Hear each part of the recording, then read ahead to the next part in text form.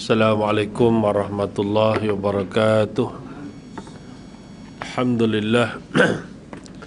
Alhamdulillahi rabbil alamin. Wassalatu wassalamu ala asyrafil anbiya'i wal mursalin wa ala alihi wa sahbihi ajma'in. Allahumma salli ala sayyidina wa habibina wa syafi'ina wa zukhrina wa maulana Muhammad sallallahu alaihi wasallam. Qala Allah Ta'ala fi kitabihil aziz, a'udzu billahi minasy syaithanir rajim, innal ladzina amanu wa 'amilus solihati ulaika hum khairul bariyah, jazaohum 'inda rabbihim jannatu 'adnin tajri min tahtihal anhar khalidina fiha abada, radhiyallahu anhum wa radu'an, dzalika liman khasyiya rabbah. Kata Allah Subhanahu wa taala, sesungguhnya orang-orang yang beriman dan beramal saleh, mereka itulah sebaik-baik makhluk. Balasan mereka di sisi Tuhan mereka ialah syurga Adn, tempat tinggal yang tetap, yang mengalir di bawahnya beberapa sungai, kekallah mereka di dalamnya selama-lamanya. Allah redha akan mereka dan mereka pun redha serta bersyukur akan nikmat pemberiannya. Balasan yang demikian itu untuk orang-orang yang takut, yakni daripada melanggar perintah Tuhannya. Surah Al-Bayyinah ayat yang ke-7 dan ke-8. Wa an Adi bin Hatim radhiyallahu an qala Rasulullah sallallahu alaihi wasallam, ma minkum min ahadin illa sayukallimuhu rabbuhu laisa bainahu wa bainahu tarjuman, fayanzuru aymana minhu fala yara illa ma qaddama wa yanzuru ashama min fala yara illa ma qaddama wa yanzuru baina yadayhi fala yara illa an-nar tilqa'a wajhi fattaqun nar walau bisyikkin tamratin. Daripada Adi bin Hatim radhiyallahu an berkata, Rasulullah sallallahu alaihi wasallam bersabda, tidak ada seorang pun jua di antara manusia ini kecuali pada hari kiamat nanti akan dipercakapi oleh Allah Subhanahu wa taala. Maka pada waktu itu tidak ada seorang pun yang sanggup menjadi juru bicara antara keduanya. Lalu orang yang dipercakapi oleh Allah Subhanahu wa taala tadi akan melihat ke sebelah kanannya, maka ia tidak melihat melainkan hanya pahala kebajikan yang pernah dilakukan ketika berada di dunia dahulu. Maka ia tidak melihat, dan apabila ia cuba melihat ke sebelah kiri, maka ia tidak melihat kecuali hanya balasan perbuatan jahat yang pernah dilakukannya ketika berada di dunia dahulu. Kemudian apabila ia melihat ke hadapan, maka ia tidak melihat kecuali hanya api neraka. Maka tanamkanlah rasa takut terhadap api neraka dan jauhilah siksaannya, walaupun kamu hanya mampu bersedekah dengan sebelah buah kurma sahaja. Hadis riwayat Bukhari dan Muslim. Sadaqallahu wa rasuluh. Yang berusaha barisan pegawai dan kaki tangan NBI, seterusnya kepada urus dia program, saudara-saudari muslimin muslimat, ibu-ibu, bapa-bapa yang dirahmati dikasihi Allah Subhanahu wa taala, didoakan sentiasa dalam keadaan sehat walafiat dan anugerahkan kelapangan hati, ketenangan jiwa, rezeki yang baik, kesihatan yang baik, diterima segala amal ibadah, diampunkan segala dosa dan dipertemukan dengan baginda Nabi sallallahu alaihi wasallam di syurga. Amin. Sehat ya? Alhamdulillah. Alhamdulillah kita jumpa pada hari ini, lama juga tak jumpa. Jadi mudah-mudahan sihat semua, dan insya-Allah kita mulakan kuliah kita pada tengah hari ini agar lebih diberkati Allah, sama-sama membaca dan menghadiahkan umul kita Al-Fatihah khusus pada junjungan besar baginda Nabi SAW, ahli keluarga, sahabat baginda, kedua orang tua kita, muslimin, muslimat, sama ada yang masih atau terlebih dahulu meninggalkan kita, dan juga kepada para mujahidin yang sedang berjuang di Palestin mempertahankan Al-Quds. Mudah-mudahan diberikan kekuatan kemenangan, dan mereka yang gugur syahid mudah-mudahan mendapat syahid dunia dan akhirat. Al-Fatihah. A'udzu billahi minasyaitonir rajim. Bismillahirrahmanirrahim. Alhamdulillahirabbil alamin, arrahmanir rahim, maliki yaumiddin. Iyyaka na'budu wa iyyaka nasta'in. Ihdinas siratal mustaqim, siratal ladzina an'amta 'alaihim ghairil maghdubi 'alaihim waladdallin. Amin. Jadi muslimin muslimat rahmatullah, ya.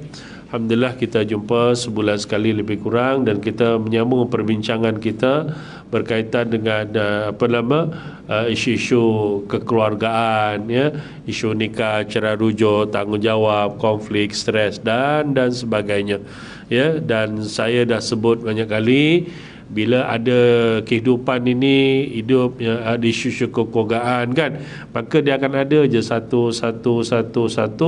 Dan saya percaya kebanyakannya disebabkan mungkin kita kurang ilmu, mungkin kita kurang bertanya dengan orang, dan dalam waktu yang sama mungkin dia belum ada keperluan nak ambil ilmu tersebut, kan. Contohlah macam tuan-tuan kan, cerita pasal cerai-cerai ni, minta maaf cakap lah kan, bukan di antara kita nak bercerai pun, tidak. Saya percaya semua nak kahwin bahagia, semua nak kekal, semua nak dapat suami yang baik, jaga rumah tangga yang baik, semua dapat isteri yang baik-baik supaya isteri rumah tangganya baik. Tapi bila berlaku satu perkara yang kita tak boleh jangka, kadang-kadang kita tidak ada pilihan lain, kan. Dah bincang, dah dipujuk, dah di kaunseling, dah tak mau dah. Nah, macam mana? Kadang-kadang bila kita pujuk, kan, nampak memang tak nak, sungguh-sungguh tak nak, sampai peringkat membawa tindakan-tindakan yang di luar kawalan, kan, sengaja melakukan kecurangan-kecurangan. Itu banyak kita jumpa. Bila dah isteri curang, suami curang, contoh kan, kalau awak perempuan curang, biasanya bila ada masalah dengan suami, nak tak cerai tak hendak, dia akan buat perangai lah, kan. Curang yang bukan kecil-kecil punya curang kan, curang melampau-lampau. Yang baru ni pun viral lagi ni, ada kes suami jumpa isteri kantoi berdua-duaan dalam kereta. Buka pintu ni, viral kan hari ni kan. Ada tengok tak Haji Reza? Tak tengok? Ya, lupa saya, baca Quran selalu, dia lupa saya, kan. Buka, saya pun tengok. Akhirnya terpaksa dibuka. Kalau tak, dipecahkan pintunya kot. Dia buka, rupanya kantoi. Logik akal lah tuan-tuan. Kalau kita seorang suami nampak isteri berdua-duaan dalam tempat gelap, dalam kereta dan sebagainya, tuan-tuan, rasa marah tak kita? Sangat marah. Kalau kita ada masalah dengan isteri sekalipun, tentu kita akan marah. Isteri kita, bro, kan, mesti kita marahnya. Kalau dia mungkin dia berjalan ke lepak apa, kita gagah lagi. Ini berdua dalam kereta dengan jantan lagi kan, dia akan menimbulkan kemarahan. Betul kan? Itu sifat manusia biasa. Tak adalah kata, oh kau berdua ya, laki perempuan, kau berdua dengan isteri aku ya, gelak. Bagus tu, teruskanlah. Okey, sangat bagus dia, ya. Eloklah, kau dengan aku sekali ke neraka nanti. Kan? Na'udzubillah, dia takkan berlaku begitu. Dan saya percaya bila berlaku begitu, provokasi demi provokasi akan dibuat, dengan akhirnya suami akan angkat tangan, give up, dia akan ceraikan isteri dia. Nampak tak? Ini sebab tu kadang-kadang kita tengok manusia sampai sanggup begini, sedangkan dalam Islam tak ajar begitu. Kamu ada masalah nusyus, ada masalah syiqaq, ada masalah darar dah sangat berat lah. Kalau syiqaq ni yang bergaduh maki hamun kan, habis dalam mulut diternak binatang macam-macam, biawak, monyet, gajah, tenuk, ular, semua keluar kan. Kan? Kita tahu, tapi bukan bermaksud kita boleh suka-suka keluar rumah. Tak boleh. Sampailah mahkamah memutuskan berlakunya perpisahan, tengok caranya bagaimana, barulah ada isu-isu boleh keluar rumah. Tapi hari ini tidak, tuan-tuan. Itu kan, itu yang kadang-kadang berlaku, banyak isu lah dia. Jadi kita cuba beri panduan, betulkan balik, ingatkan balik, supaya yang dia buat, yang dia cakap tetap bertepatan dengan syariat. Kan macam-macam isu ya. Saya tak datang sini, tuan-tuan pun viral satu isu kan, ada pasangan selebriti kita nikah kat utara negara, kemudian lafaznya begitu dah orang viral macam-macam. Sah ke? Tak sah ke? Sah macam mana? Kenapa tak ada perkataan nikah dan betul eh? Saya masuk dalam lift tu, Kak Jais tu tanya, Ustaz, nikahnya sah tak sebenarnya Ustaz? Dia jawab macam tu. Sah, saya kata. Oh. Pasal apa tuan-tuan? Tidak ada perkataan aku terima nikahnya, betul?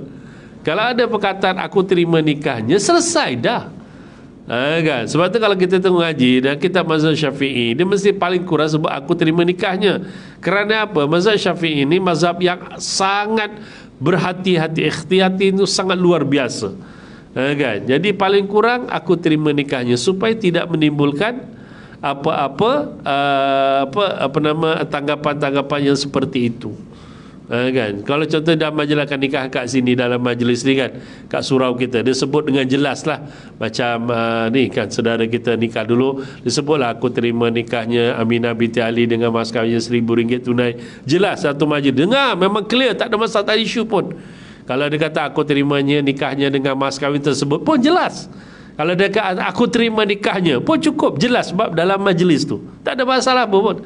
Tapi kalau dalam konteks yang kes tu, walaupun dia kata aku terima nikah sepertinya itu, kata salah saya dia kata gitu, tak ada perkataan nikah, tapi tentu terima nikahnya itu sebab ada qabul, ada ijab tentang nikah. Dia terima itu pun qabul nikah.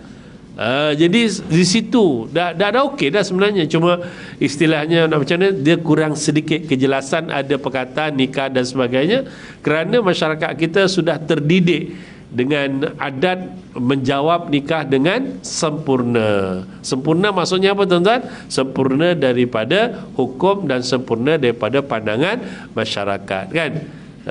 Dulu kameraman masa nikah jawab nikah ni macam mana? Masa nikah tu aku terima, ingat lagi tak? Takkan sekali lupa macam mana ni. Aduh, aku tahulah pakai topi songkok Palestin, takkan terus ingat Israel aja. Jawab nikah macam mana tadi? Aku terima nikah. Aku ke saya tadi? Lagi betul? Lagi? Nama isteri apa? Binti? Dengan mas kahwin tunai. Confirm betul ayatnya itu ya. Ada sebut nama isteri kan?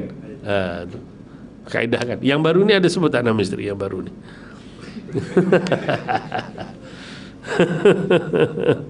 Kan? Jadi itu yang kita jawapannya okey. Cuma kalau kita dah sebut dengan jelas, insya-Allah dia tak ada masalah. Itu pun tuan-tuan yang kita dah sebut, ingat kan, itu pun berlaku juga. Saya dah tak tahulah saya dah cerita ke tak cerita, ingat tak ingat saya tak tahu, pasal banyak cerita kan. Itu pun dalam keadaan dalam keadaan kita berhati-hati pun ada imam kita yang tersilap mengesahkan pernikahan, ijab kabulnya tu silap, maknanya fasid, rosak. Ini berlaku tuan-tuan. Saya rasa saya dah cerita kot. Kan, nasib baik masa tu ada rakaman. Kan, dia ada adik perempuan nama tu dekat-dekat. Nama betul saya tak ingat lah. Contoh macam nama Jamilah dengan Sarimah, ataupun Narimah atau Sarimah, dekat kan, Narimah, Sarimah. Kan, jadi masa nikah tu, yang nikah tu patutnya Sarimah. Kan, jadi walinya tersebut masa nikah, aku nikahkan dikau dengan anakku Narimah. Kan, yang betul kau tu pun aku terima nikahnya Sarimah gitu kan. Okey, sah semua sah.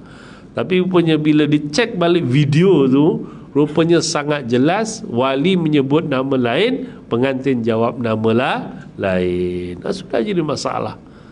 Kan, nikah siang, malamnya telefon saya. Saya kata, Ustaz, saya kata ginilah, mengelakkan keraguan. Dia pun dah rasa syak, pengantin pun dah rasa lain macam. Saya kata gini, jangan pening-pening kepala buat nikah tu balik. Kalau boleh malam ni lah, sebab nampak sangat dia punya kekhilafannya tu kan. Kan, saya takut bapaknya niatnya nikahnya si Narimah, sebab Narimah terbayang Narimah, contohlah kan. Jadi kita ginilah, dah pengantin tu dah jawab Sarimah. Ya, jadi ada masalah di ijab di situ. Jadi jalan paling bagus nikahkan semula. Nikahkan semula. Kan? Kalau boleh malam tu juga panggil aja ke masjid 4-5 orang, nikahkan terus. Betul-betul jelaskan. Kan? Tak payah ramai-ramai lagi dah. Sebab ada unsur-unsur nikah tu ada kefasidannya, ada kerosakannya sedikit. Saksi pun menangguk je, masalah tu. Kan? Jadi sebelum jadi apa-apa kan. Sebab kalau dah malam kan, duduk dua orang al-maklum al-faham lah kan. Sebelum jadi apa-apa tu, nikahlah balik. Ini berlaku tuan-tuan, ini berlaku kan. Jadi benda-benda itulah yang berlaku, banyak khilaf dalam masyarakat. Pilih jodoh lah, itulah, inilah, apalah dan sebagainya. Saya on the way ke sini tadi tuan-tuan, on the way ke sini ada sahabat saya ustazah di Labuan. Kan sebulan lebih saya jumpa dia dah satu program. Tadi dia call saya, Ustaz ni masalah sikit Ustaz, masalah gini. Saya kata okey Ustazah, kat Selangor ni gini, kita buat macam ni. Oh, okey. Tak apalah, saya nak confirmkan tu aja kan. Dia ada je isu-isunya, sebab dari segi penyelarasan pentadbiran ada sedikit perbezaan okeylah. Okey tuan-tuan, kita sambung sikitlah perbincangan kita. Jadi kalau ada isu-isu tuan-tuan kita boleh kongsikanlah Yang boleh saya jawablah Walaupun dah makin lama ni makin banyak isu sebenarnya, tapi sana sini orang mula membahaskan isu yang berkaitan dengan orang Islam di Palestin dan sebagainya. Kita doa yang baik-baiklah tuan-tuan. Doakan, kita kunut dan sebagainya. Dan kalau boleh tuan-tuan buatlah sumbangan. Kalau tuan-tuan tanya saya sumbangan bagi ke mana, saya cuma cadangkan satu je. Yang lain saya tak berani dah. Kan? Tuan-tuan pernah dengar macam-macam isu kan. Itu terpulang. Tapi kalau tanya saya, sumbanglah pergi ke Yayasan Wakaf Malaysia yang dikelolakan oleh JAKIM. Tuan-tuan buka website JAKIM, ada pelancaran dia, kat situ dia tulis Yayasan Wakaf Malaysia, kemudian reference JAKIM, masukkan kat situ. Sebab baru ni pun saya ada meeting di peringkat JAKIM, timbul sikit perkara ni, kemudian kita yakinlah kalau yang JAKIM punya insya-Allah 99% saya berani cakap lah, satu waktu saya tak berani kan, 99% kita yakin 100 kita bagi, RM100 itu sampai ke Palestin Tapi kalau yang lain saya tak mau komen apa-apa, sebab saya dah dengar banyak dah, dan kita bimbang kod-kod ada yang mengambil kesempatan sayanglah kan, kita dah niat betul lah, pahala tetap akan dapat, tak ada masalah, bahkan pahalanya sangat luar biasa. Tapi kalau kita sampai peringkat betul dikhabarkan adalah orang memanipulasikan perkara-perkara tersebut, jadi kita rasa sangat kecewa lah sebab hari ini orang Islam kita di sana hari ini Masya Allah ditindas, dibunuh sesuka hati tuan-tuan. Dan kita pun tahu target mereka ialah untuk menghapuskan orang-orang Islam di Palestin. Sebab itu memang kita orang Yahud, orang kafir ni tuan-tuan, kita tak boleh tolangsung. Kita tak boleh tolangsung tuan-tuan. Tapi kita dalam tolangsung ni pula dah timbul isu lain. Ustaz, macam mana Ustaz? Tak boleh sebut kafir. Sebut ni, sudah. Saya punya jawapan senang. Sebut je lah apa masalahnya. Quran sebut, kita sebut je lah. Cuma beradab je lah bila kita sebut kan. Itu saja. Kan? Sebab zaman Nabi SAW pun Nabi menyebut orang-orang kafir. Ulama pun dah bahas, ada kafir zimmi dan ada kafir harbi. Kalau Yahudi rejim Zionis itu kafir harbi, kita kena bertegas, kena betul, tak boleh langsung. Tapi kalau kafir zimmi, kita kena ingat dia pun ada hak lagi yang perlu kita hormat kan. Gitu. Okeylah tuan-tuan, panjang mukadimahku malam ni. Malam pula, pagi, tengah hari. Malam ke pagi, pagi ke tengah hari. Kenapa tuan-tuan? Ini tengah masih terbayang lagi saya sebut dengan saudara Reza, Haji Reza tadi.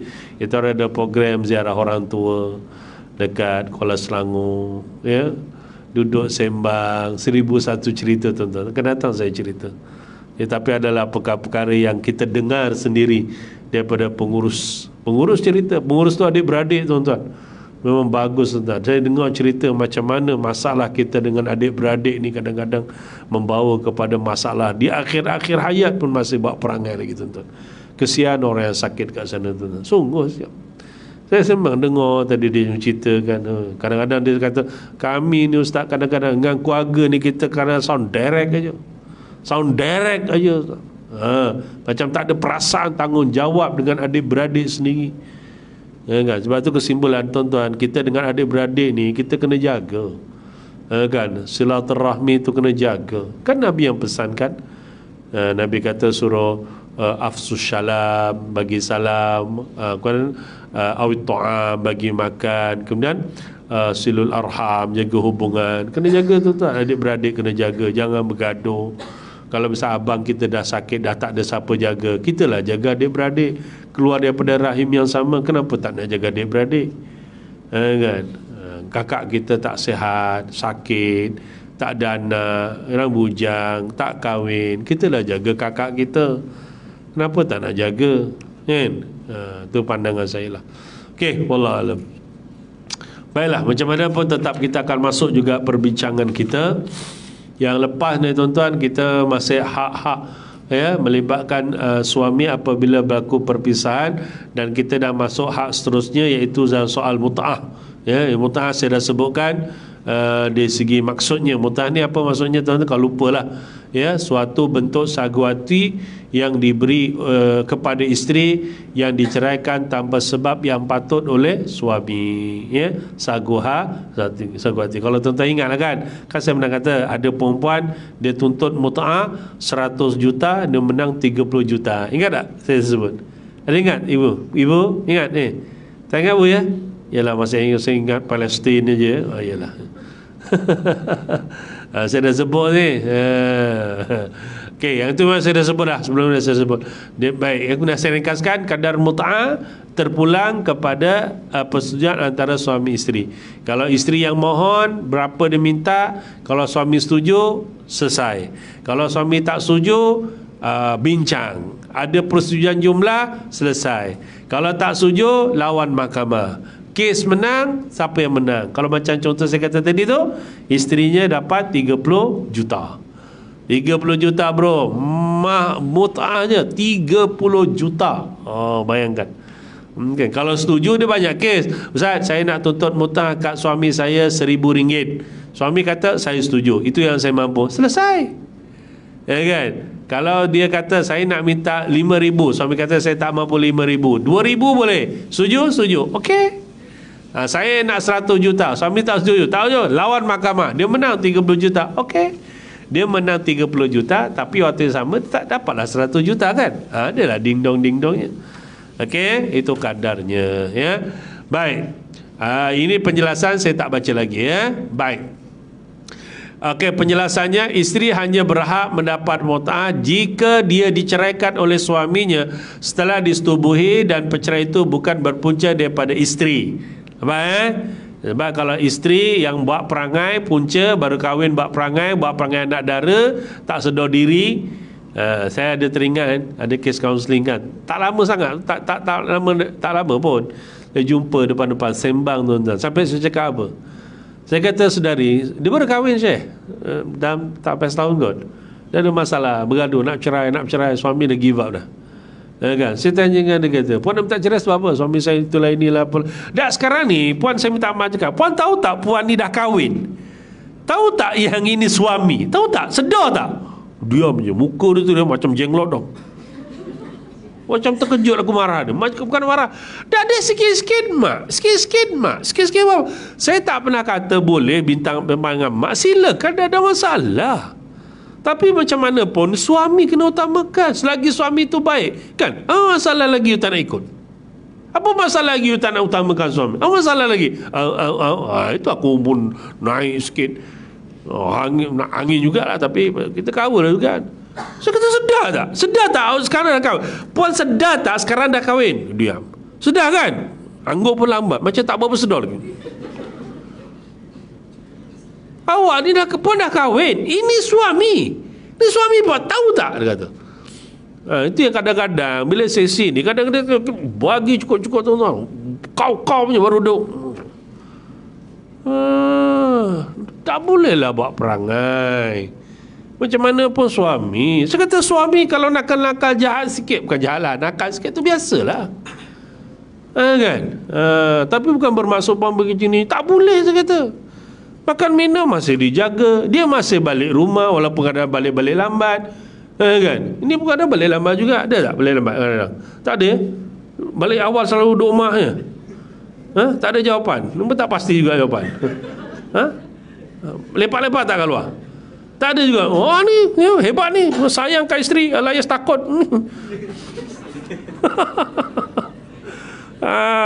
Tu kan. Allahu Akbar. Lepas tu saya kata, lepas tu keluarlah ayat. Alah dulu, saya kata tak malah. Kalau kata cerita dulu ni, lupakan je lah. Bila dah kahwin tu buka buru, lupakan je lah. Sebab saya dah cakap, orang bercinta ni memang banyak kelentong. Saya cakap, banyak kelentong. Bohong je banyak lah. Bohong lah. Saya kata terang aja lah. Saya tak kata semua. Banyak berlakon, sayang, 24 jam telefon, satu hari tak nampak muka, macam tak boleh tidur. Bohong lah. Dah kahwin dia, tak tidur lagi. Tunggu abang tu. Abang tak balik ke balik? Tidur. Bukan SUK sini lah, Zimbabwe sana lah. Kan. Patutnya kita makin lama makin dah kahwin, makin matang, makin okey, makin itu kan kalender hidup. Kita kata kalender, perubahan kalender hidup. Cuba ibu-ibu ingat, saudari yang dah kahwin, cuba ingat dulu masa nikah itu hari, perasaan macam mana bila dah dengar bila suami kata dengan mas kahwin tunai sah. Apa perasaan masa tu? Sedar tak awak tu dah jadi isteri orang? Kadang-kadang sampai, ya Allah, saya dah dimiliki oleh orang, jadi suami isteri. Saya kena dakan perasaan dia macam-macam. Lepas tu banyak saya jumpa dia menangis tu, menangis yang memang macam orang bukan Islam masuk Islam. Cuba tonton tengok orang. Itu suatu perkara nature yang sangat luar biasa. Macam mana orang masuk Islam yang dah kadang biasa dia mengucap syahadah, kemudian diisytiharkan masuk Islam, menangis dia automatik. Kita yang tengok pun boleh menangis. Nature punya perasaan. Sebab kita nampak suatu perkara kesucian yang sangat luar biasa. Ada? Dia sama je suami isteri. Betul, saya banyak jumpa suami menangis, isteri menangis, bapa mertua, mak mertua menangis. Saya banyak jumpa menangis betul-betul, bukan lakonan. Yang lakonan pun ada. Nampak berlakon. Nampak berlakon, tapi ramai tak ada. Ramai yang betul-betul tu. Saya pernah jumpa majlis akad nikah tu, sudah Haji Reza. Lepas nikah budak lelaki mas kahwin satu, alhamdulillah, saya pun istiakan suami isteri. Dia tunduk, nangis budak lelaki. Tunduk, nangis, diam aja dia. Kita nampak sampailah datang bapaknya ke siapa, dia kata dia urut belakangnya. Tak apa, alhamdulillah, dah selamat, dah jadi suami. Saya kata dah tenang. Saya kata okey saudara, tak apalah. Itulah suasana kehidupan yang baru. Allah memberikan tanggungjawab yang berat kepada kita sebagai seorang suami. Buat yang terbaik saudara ya. Okey saudara. Okey saudara. Bukan saudara ya. Ini pun nakal lagi kan, InsyaAllah saudara kan. Ingatkan dia. Kan. Boleh faham tu ya. Boleh InsyaAllah. Okey, manakala bagi isteri yang diceraikan sebelum disetubui, dia hanya berhak mendapat mut'ah jika maharnya masih belum ditentukan. Dalam keadaan ini, kadar mut'ahnya hendaklah tidak kurang daripada 1/2 mahar. Ya. Masa nikah belum bagi mas kahwin tak ditentukan. Ya. Tapi urusnya 300. Belum disetubui diceraikan, dapatlah separuh. 300 dapatlah 150. Kalau akad nikah 100 dapatlah RM50. Kena terimalah. Jangan kata apa barang RM50 Ustaz? RM50. RM50 Ustaz, isi minyak pun 30 liter tak dapat Ustaz. Betul tak Ustaz? Aku tahu memang tak dapat pun. RM50 dapat berapa liter? 24 poin. Tahu pun. Kan. Yang lain terkelip. Contohlah. Masalah lagi. Kan? Dah itu kan. Sebab tu kalau besok ya saudari kalau nikah, mas kahwin tu minta mahal sikit. 300 sama 3,000. Jadi apa-apa dapat 1,500. Contoh. 3,000 minta lebih. Hutang pun hutang lah, tak apa. Contoh. Tapi kalau boleh bayar lah. Kalau tak boleh bayar jangan. Kan? Sebab mas kahwin sampai sekarang ada isu lagi. Nak nikah Ustaz, anak saya nak nikah ni, terdesak kan? Faham tak terdesak kan? Dah terlanjur kan, nak kahwin, semua yang bayar. Kat kaunter tu kebenaran kahwin RM20 tu maknya yang bayar. Mak bayar. Masa nak nikah dan sebagainya, macam ni pendaftaran pun kita tak ambil dah kadang-kadang. Pendaftaran nikah 150, kadang-kadang nak ambil 230. Kadang-kadang kita pun tak ambil dah. Tahulah budak tak kerja, tengok kerja tak bekerja, banyak nak kahwin. Tapi mas kahwin tetap kita tanya. Mas kahwin ada tak? Pandang-pandang budaknya, pandang kiri kanan kiri. Kan tahulah tu, saya dah faham dah, mesti tak ada punya. Lepas tu keluarlah, lepas tu tak ada ke? So tak ada, kalau tak ada hutang je lah. Lepas tu ada lah hutang. Takkan hutang. Habis dah tak ada hutang lah. Tak senang pun bunyi hutang tak nak kan. Aku terima nikah Aminah binti Ali dengan mas kahwin RM300 hutang, bunyi tak ada pula. Nak tunai juga, tak apalah Ustaz, saya pakai duit saya. Ada yang maknya keluarkan duit 300, maknya yang bagi. Ada yang bapaknya yang bagi. Pernah bapaknya baru nak cari wallet, punya sayang ke anak. Oh alah, saya kata ni duit siapa ni? Duit budak apa pengantin ke duit pakcik?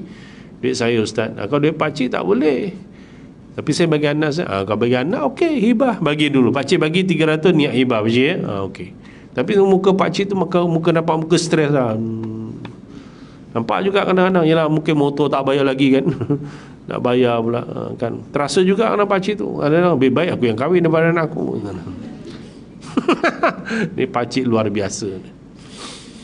Okey, dalam keadaan ini, okey saya sebut tadi, isteri berhak mendapatkan mut'ah sekali sahaja selepas berlaku. Ingat, sekali sahaja selepas berlakunya perpisahan. Ia berbeza dengan bayaran nafkah yang wajib diberikan setiap hari sehingga tamat tempoh iddah. Hak isteri untuk mendapatkan mut'ah boleh gugur dalam beberapa alasan berikut. 1,5. Kita berhenti ke berapa? 3 ya? Oh 3. Kita ni kan kerja ya. Okey, tak apa, insya-Allah sikit-sikit lah ya. Baik, ini alasan kalau misal kata kenapa lelaki tak perlu membayar mut'ah. Ni panjang juga rupanya.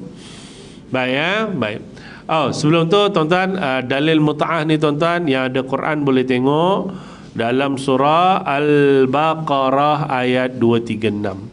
Di dalam Quran ada ya, jangan kata tak ada pula. Ni dah perintah yang sangat jelas ya. Ini tentang mut'ah. Ada 2 ayat, Al-Baqarah 236, Al-Baqarah 241. Kemudian ada satu lagi ni. Ini hadis Nabi hadis Nabi ya, tak apa. Jadi kalau tuan-tuan ada masa lapang, buka Quran, tengok ayat ni kan, kemudian tuan-tuan tengok tafsir ni. Biasanya dia ada punya asbab-asbab nuzul, kisah-kisah dalam Quran tentang hal-hal begini ya. Yang ada Quran boleh baca, boleh tengok. Yang ada handphone boleh tengok ayatnya. Saya baca dapat pahala, tuan-tuan baca dapat pahala. Saya baca, tuan-tuan dengar pun dapat pahala. A'udzubillahi minasyaitonirrajim. La junaha alaikum in talaqtumun nisa ma lam tamassuhunna aw tafridu lahunna faridah wa matti'uhunna 'alal musi'i qadaruhu 'alal muqattiri qadaruhu mata'an bil ma'ruf haqqan 'alal muhsinin. Sadaqallahul azim. Dan tidaklah kamu bersalah, yakni dan kamu tidak menanggung bayaran mas kahwin jika kamu menceraikan isteri-isteri kamu sebelum kamu sentuh bercampur dengannya, atau kamu sebelum menetapkan mas kahwin untuk mereka. Walaupun demikian, hendaklah kamu memberi mut'ah, yakni pemberian sagu hati, kepada mereka yang diceraikan itu, iaitu suami yang senang hendaklah memberikan sagu hati itu menurut ukuran kemampuannya. Suami yang susah pula menurut ukuran kemampuannya sebagai pemberian, yakni sagu hati menurut yang patut. Lagi menjadi satu kewajipan atas orang-orang yang mahu berbuat kebaikan ya. Yang ayat 241, walil mutallaqati mata'um bil ma'ruf haqqan 'alal muttaqin. Dan isteri-isteri yang diceraikan berhak mendapat mut'ah, pemberian sagu hati dengan cara yang patut, sebagai satu tanggungan yang wajib atas orang-orang yang bertakwa ya. Maknanya kalau suami isteri bercerai sekalipun, bila mana bercerai dengan baik, maksudnya bercerai dengan baik maknanya dah tak boleh hidup bersama kan, memang bergaduh, tapi dia pergi mahkamah elok, lafaz cerai dengan baik, minta maaf kan, kemudian bawa haluan masing-masing kan, itu sangat bagus ya. Dan saya pun telah menyaksikan beberapa peristiwa yang seperti itu ya. Mereka bermasalah, bergaduh, mereka bercerai, tetapi mereka bercerai atas status sebagai suami isteri, tapi mereka masih lagi sangat berbaik bila mana mempunyai tanggungan anak kan. Itu bagus ya. Tapi saya tak tahulah macam mana nak bayangkan you pernah hidup sama, kemudian you bercerai, duduk asing kan, sampai perangkat kalau bayangkanlah isteri kita dikahwin dengan orang lain, kita nampak dia jalan orang lain, suami kita berkahwin, berjalan orang lain, kita sedangkan kita tak kahwin lagi, contoh kan. Saya tak tahulah perasaan tu rasa macam mana kan. Itu mungkin kalau dilalui oleh orang yang sangat bermasalah dalam rumah tangga, mungkin dia kata tak kisahlah, taklah tu sebagainya, tak kisah kan. Tapi kalau misal kata dia melalui suasana itu dalam keadaan masih lagi ada perasaan sayang dan sebagainya, itu yang tak mustahil. Dia sukar masih tidak boleh menerima bahawa isterinya dikahwini orang lain, suaminya dikahwini oleh orang lain. Suami menghawini, dikahwini pula, terbalik. Kan gitu ya. Dan tak mustahil itu yang akhirnya ada di antara pasangan yang di saat-saat akhir kan, bila dia dah rasakan macam nak terputus sepenuhnya, dah datang ke pejabat agama kalang kabut nak rujuk. Tapi ada satu kes itu lagi, kebetulan saya kat jabatan, bertugas kat kaunter sekejap, ada kes satu tu rujuk dia sempat lagi lah. Tapi ada kes tu dia nak rujuk, dia kali cek habis eddahnya. Bila habis eddahnya tak boleh rujuk lah. Kalau nak rujuk kena nikah semula. Bila kata nikah semula dia macam mana? Kita terangkanlah, kena isi borang apa, dia muka jadi macam jenglot pula, macam tak nak, macam malas pula dia. Saya kata nak macam mana, ada hukumnya begitu. Habis kena ada wali semua. Iyalah hukumnya begitu. Macam mana kan. Yang ada satu kes tu pula, dia dah lah isteri pertama kan, lepas tu dia ada isteri kedua, lepas tu dah bercerai, lepas tu nak rujuk balik. Bila nak rujuk balik habis edah. Bila nak habis edah, lepas tu sambil kata kalau nak kena naik poligami lagi. Ya malas, tak nak ada. Macam susahlah naik turun mahkamah poligami ni tu. Bukan senang. Orang yang mujahadah luar biasa macam tentera Hamas dia boleh poligami ni. Ya. Dia semangat luar biasa, jati diri luar biasa. Ya. Okey, insya-Allah. Baik, kita bacalah juga sikit. Okey, 5 minit lagi. Okey, di antara syarat yang menyebabkan isteri tidak mendapat mut'ah. Pertama, jika isteri yang mempunyai hak telah bersetuju dengan satu perjanjian yang dibuat selepas perceraian bahawa dia tidak akan menuntut atau menggugurkan hak mut'ah dari suaminya. Yang saya sebut selalu perkataan apa? Dia melepaskan hak tuntutan ke atas suami. Dia melepaskan. Maknanya saya tak nak tuntut apa-apa. Kan? Banyak berlaku tak? Banyak. Lagi-lagi orang perempuan yang jenis memang dah, saya tetap nak minta cerai dan saya tidak akan tuntut apa-apa. Ada tu. Jadi kita kata tuntut apa? Apa-apalah, semua tak payah. Tu semua tak payah. Okey tak? Suami setuju tak? Setuju. Tapi kena ingat, setujunya itu kena direkodkan dan perlu ada persetujuan dalam bentuk bertulis. Kalau tak, tuan-tuan jangan percaya dengan orang perempuan. Orang perempuan ni memang tak boleh percaya. Bukan perempuan saya suka sini dekat Zimbabwe sini. Kalau cakap aja tak ada hitam putih, lepas percaya dia file balik kat mahkamah, apa kita jawab? Itu hari dia kata, dia ngomong orang gelem nonton apa-apa pegatan. Orang pegatan jalur nonton, dia kena dong. Kan? Hitam putih ni orang dia ngomong kan anak, akuilah, kau pergi percaya. Faham? Ialah orang Palestin semua mana faham.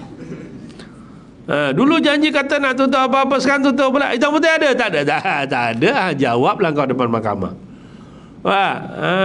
Maknanya sama-sama kena telus. Maknanya kena ada hitam putih. 2. Jika isteri telah menukarkan hak mut'ahnya sebagai iwad bagi kes tebus talak. Kan, bang, saya nak tebus talak RM1,000, tapi saya tak ada duit. Ginilah bang, nanti kalau abang cerai dengan saya, abang kena bayar saya iwat mutak RM1,000. Janji setuju kan? Okay, itu abang kena settle aja. Okey, boleh, tak masalah. Maknanya dia tak perlu bagi isteri mut'ah, kerana isteri pun kata mut'ahnya itu adalah sebahagian untuk dia setuju untuk cerai, tebus talak, ya, tebus talak khulu'. Kalau ingat tak ingat sudah, ya. Tapi kes khulu' ni macam-macam tuan-tuan. Ada klien saya minta khulu' dengan nilai harta yang saya ada dekat rumah dan kongsi dengan dia, kira-kira RM100,000. Dahsyat, ya. Okeylah, kalau isterinya setuju, okeylah. Kalau tak setuju macam mana? Panjang cerita tu. 3, jika perceraian disebabkan oleh pernikahan yang fasid, ya, yang rosak, macam saya cerita tadi, atau batil, lalu difaradkan atas alasan seperti wujudnya ikatan mahram. Rupanya dia ternikah dengan orang yang dia tak boleh kahwin. Macam kes yang pernah berlaku, dia bernikah dengan saudara sepupu, saudara susuan, sampai dapat anak 2. Saya dah cerita belum? Jawapannya mesti belum. Aku pun tak tahulah. Aku rasa aku dah cerita dah, asyik geleng aja. Dia 2 je, sama ada saya siap cerita, tuan-tuan lupa, ataupun saya tak cerita. Mana satu? Ketiga, saya cerita tak datang. Tak apalah, ini pengetahuan am saja, ya. 4, ada 5, ada 6, ya, tak banyak. Ada 4, 5, 6. Saya baca je, saya tak urai banyak. Okey, yang keempat, jika isteri diceraikan oleh suaminya sebelum disetubuhi, tetapi telah ditentukan atau dibayar kepadanya sekurang-kurang 1/2 daripada mas kahwin. Faham? Nikah, mas kahwin 300, dah bayar 150, belum apa-apa diceraikan atau bercerai, atau isteri minta cerai. Tahu apa-apa? Faham? Apa-apa? Faham? Tak faham, ya? Nak lukis ke? Belum apa-apa. Ada kan? Berlaku tak ni? Berlaku. Saya dah cerita satu kes tu kan. Dah nikah, lepas tu malam tu suami mulalah, biasalah masuk bilik nak sembang-sembang kan. Bini muka macam jenglot.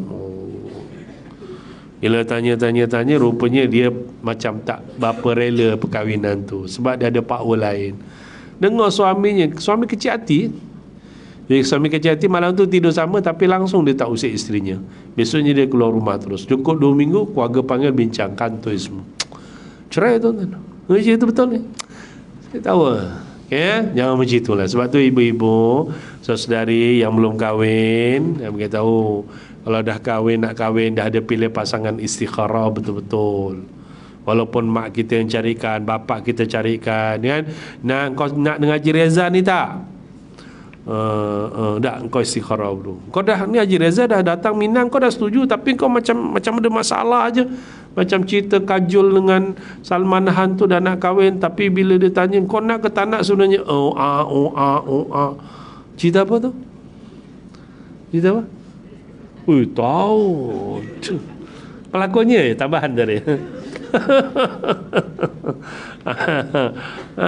Kena istikharah betul-betul. Kau lagi seminggu nak nikah ni, kau istikharah betul-betul, nak tak dengan Haji Reza tu. Itulah mak saya tak tahulah, tiba-tiba rasa 50-50 pula. Ustaz kata masa kuliah tu hari kena istikharah. Saya istikharah, tiba-tiba rasa 50-50. Macam mana mak? Tu masalah tu. Dan kau istikharah, nampak tak Haji Reza tu? Tak apa-apa nampak yang bagi kuliah. Aku pula kena istikharah, ya. Jangan marah lah. Saja Ustaz Haji Reza, ya. Okey, 2 minit lagi. Jika lepas tu bercerai, jadi dah bagi mas kahwin kan, atau dah bagi separuh, selesai. Dia tak perlu bagi mut'ah, ya. Baik, jika perceraian berpunca daripada isteri, seperti isterinya murtad, enggan memeluk Islam, ya. Apalagi isteri menjadi mahram kepada suami disebabkan susuan, kan. Ini semua yang membawa kepada isu-isu perceraian, ya. Ataupun isteri meminta tebus talak atau meminta fasah walaupun atas alasan keaiban suami. Ini pun di antara alasan-alasan yang boleh membawa kepada gugurnya mut'ah, ya. Okeylah. Dan yang terakhir, jika perceraian disebabkan oleh kematian suami. Faham? Jika kematian suami, dah mati suami, nak minta mutar apa? Bang, bangun bang, belum bayar lagi bang, bangun. Nantilah aku bayar. Tak ada lah. Dia tak ada lah pak mutar. Sebab apa? Bila dah mati suami, maka dia akan mendapat pusaka, nafkah iddah apa semua nak dapat macam mana. Dah ada kematian suami, kata suami tu dia dah masuk dalam bab ihdad, ya. Kemudian masuklah dalam bab pusaka dan seterusnya. Okey, wallahu alam. Terima kasih, mohon maaf salah silap. Jumpa bulan depan. Aku qali hadza, astaghfirullahalazim. Terima kasih semua. Assalamualaikum warahmatullahi wabarakatuh.